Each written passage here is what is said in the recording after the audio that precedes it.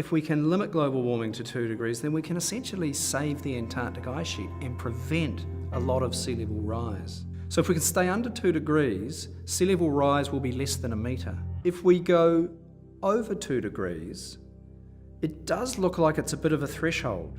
You don't just get a little bit more sea level rise, you get a lot more sea level rise. One of the biggest questions in climate change science at the moment, and a question we're very focused on here at Victoria, is how much and how fast will Antarctica's ice sheet melt and contribute to sea level rise?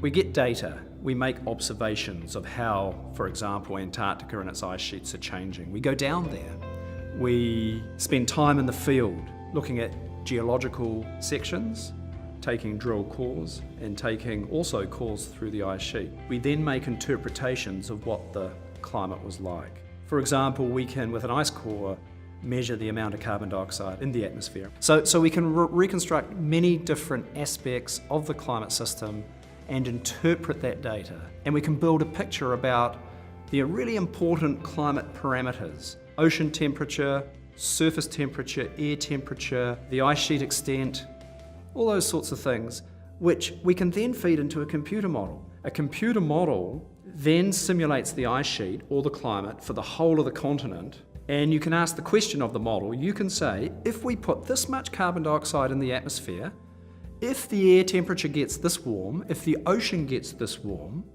what happens to the ice sheet? And that's incredibly important if you want to know how much did the ice sheet melt, how much ice went into the ocean, how much did sea level rise. There's also a moral question here. We have the opportunity to protect the worst effects of climate change for generations to come by decisions we make in the coming decades. That window of opportunity will run out very quickly, and we won't hit 2 degrees, we'll be heading for 3 to 4 degrees, and if we do that, we commit future generations to a much warmer climate with much higher sea levels. The last time the world was 2 to 3 degrees warmer, global sea level ended up 20 metres higher. The ocean would be on the doors of the beehive, where our decision makers are. Has Antarctica reached the end of its shelf life? The answer is yes, if we do not limit global warming to 2 degrees or less.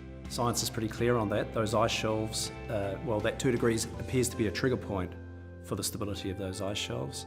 And once they go, then we can expect a much greater contribution from Antarctic ice sheet melting to sea level rise.